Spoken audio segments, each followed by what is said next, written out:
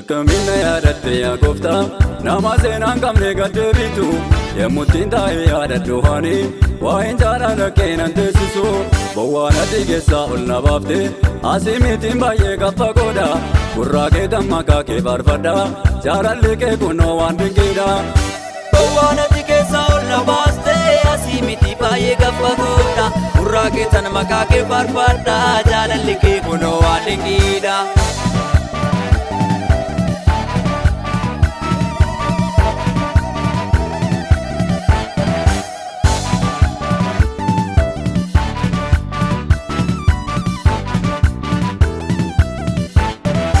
Jaalalli kee safarraa hin qabu iddoo jigaasisaadhaan waamte otuun taa'ee boo'u balbal duraa kunoo ayyaana kee na badhaafte na moggaaste kunoo maqaa gaarii amma kunoo maqaa keen faarfadha narraa buustee maqaa koo kaleessa haleluuyaa sin galateeffadha na moggaaste kunoo maqaa gaarii amma kunoo maqaa keen faarfadha narraa buustee maqaa koo kaleessa haleluuyaa sin galateeffadha. Akkamina yaadatte yaa gooftaa nama seenaan qabne gad deebitu yemmuttiin taa'ee yaadadhu ani waa'een jaalala kee nan teessisu bowwaan adii keessaa ol na baafte asii mitiin baay'ee gaffa godha gurraa kee maqaa kee faarfadha jaalalli kee kunoo waan dinqiidha. Bowwaan adii keessaa ol na baaste asii mitii baay'ee gaffa godha gurraa kee maqaa kee faarfadha jaalalli kee kunoo waan dinqiidha.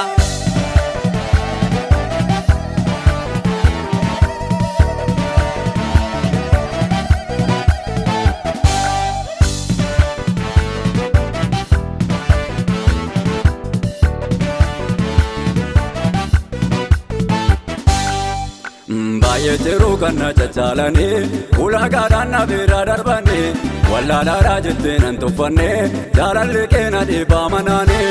inna geesseen sagalee iyya koo isaan boo'ee dhoosaa sitti madde boojuu koo na deebifteetta gooftaa amma kunoo kaasuuttan baadhadhe inna geesseen sagalee iyya koo isaan boo'ee dhoosaa sitti madde boojuu koo na deebifteetta gooftaa amma kunoo kaasuuttan baadhadhe. Akkamina yaadatte yaa gooftaa nama seenaan qabne gad deebitu yemmuttiin taa'ee yaadadhu ani waa'een jaalala kee nan teessisu bowwaan adii keessaa ol na baafte asii mitiin baay'ee gaffa godha gurraa kee maqaa kee faarfadha jaalalli kee kunoo waan dinqiidha. Bowwaan adii keessaa ol na baaste asii mitii baay'ee gaffa godha gurraa kee maqaa kee faarfadha jaalalli kee kunoo waan dinqiidha.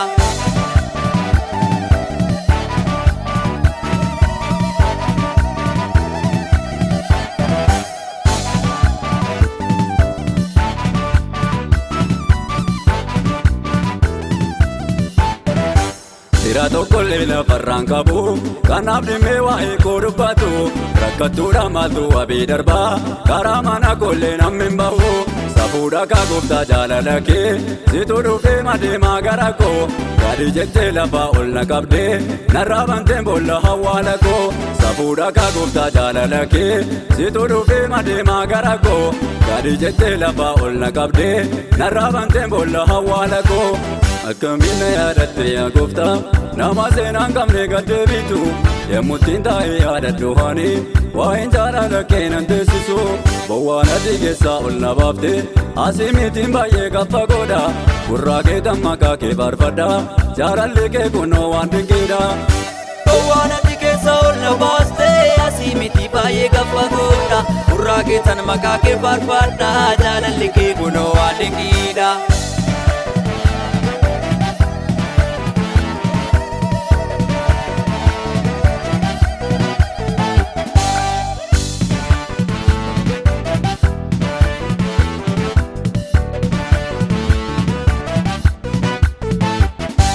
Silas gooftaan namni nama namu ulee kaa'ee haadha jijjiirrata kanaaf gooftaa si keessan jiraadha rakkinni koo harka kennoo kata amanannaa koo situ naaf ta'e yemmuun boo'ee hanqubaa koo ta'e imimmaan koo eessa narra yaa'u harka keetoo waan irraa hataa'e amanannaa koo situ naaf ta'e yemmuun boo'ee hanqubaa koo ta'e imimmaan koo eessa narra yaa'u harka keetoo waan irraa hataa'e. akkamiin na yaadatte yaa gooftaa nama seenaan qabne gad deebitu yemmuttiin taa'ee yaadadhu ani waa'een jaalala kee nan teessisu bowwaan adii keessaa ol na baafte asii mitiin baay'ee gaffa godha gurraa kee maqaa kee faarfadha jaalalli kee kunoo waan dinqiidha. Bowwaan adii keessaa ol na baaste asii mitii baay'ee gaffa godha gurraa kee maqaa kee faarfadha jaalalli kee kunoo waan dinqiidha.